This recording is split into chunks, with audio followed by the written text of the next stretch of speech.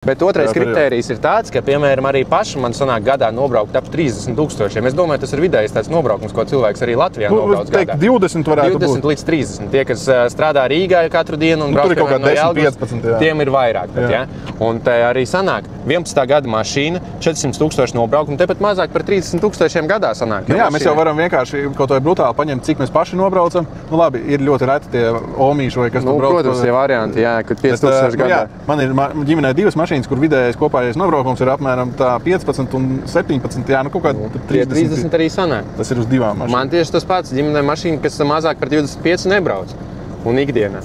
Un tāpēc es uzskatu, ka šitais nobraukums atbilst pilnīgi realitātēm. Jo citreiz ir BMW, kuriem ir 3-4 gadi un kuriem ir jau 200,000. Tas nozīmē, ka gadā vairāk viņi brauc. Atvilku pats trīsgadnieku ar 220,000 jau nobraukumu. Bet viņi pilnīgi svaigi mašīna, tur viss nomainīts, viss stīgā. Protams, pa mājiem, tikai tad, kad viņam ir jātaisa lielā apkope, tad viņi viņu izsolēs dod iekšā, jo tas viņiem vairs nav izdevīgi. Vācijā tas maksā apmēram 7 līdz 15,000 veikt to apkopi, un tad viņš viņu vienkārši met nost pēc 3 gadu garantijas un viss. Bet pēc tam tu te pie savu draugu Sirjogas visu arī sataisi. Pareizi.